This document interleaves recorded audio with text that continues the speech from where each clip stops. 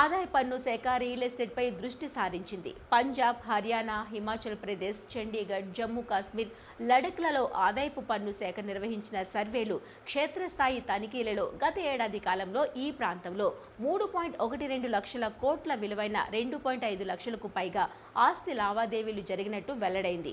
ఈ లావాదేవీలన్నీ నమోదు చేయకపోవడంలో లేదా తప్పుడు పాన్ వివరాలతో నమోదు చేసినట్టు అధికారులు గుర్తించారు. బ్లాక్ మనీతో ముడిపడి ఉన్న ఈ సంఖ్యలు గురుగాం, చండీగఢ్, ఫరీదాబాద్, సోనీపత్, కర్నాల్ మరికొన్ని జిల్లాల్లో గణనీయంగా ఉన్నాయని తెలుస్తోంది. ఆదాయపు పన్ను చట్టంలోని సెక్షన్ 285 బిఏ ప్రకారం బ్యాంకులు, సబ్ రిజిస్టర్ కార్యాలయాలు, ఎన్బిఎఫ్సిలు, మ్యూచువల్ ఫండ్లు మొదలైన రిపోర్టింగ్ అధికారులు పన్ను చెల్లింపుదారులు జరిపిన అధిక విలువ లావాదేవీలు, వడ్డీ చెల్లింపులు, డివిడెంట్, ఇతర సంబంధిత లావాదేవీలకు సంబంధించిన వివరాలను సమర్పించాల్సి ఉంటుంది.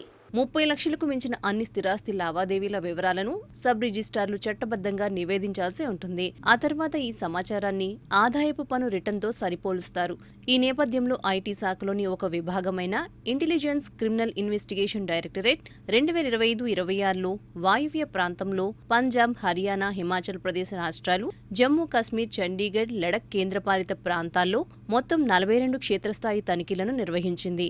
వీటిలో చాలా వరకు తహసీల్ కార్యాలయాల్లో జరిగాయి. క్షేత్రస్థాయి తనిఖీలు, ఇప్పటికే ఉన్న రికార్డుల నుంచి సేకరించిన డేటా విశ్లేషణలో 30 లక్షలకు పైబడిన అనేక ప్రాపర్టీ లావాదేవీలకు సంబంధించి సబ్ రిజిస్ట్రార్లు అసలు నివేదించలేదని లేదా తప్పుడు పాన్ వివరాలను అందించారని వెల్లడైందని సంబంధిత వర్గాలు వెల్లడించాయి. దేశంలోని ఇతర ప్రాంతాల్లో కూడా ఐటీ శాఖ ఇలాంటి ప్రచారాన్ని ప్రారంభించినట్లు తెలిసింది.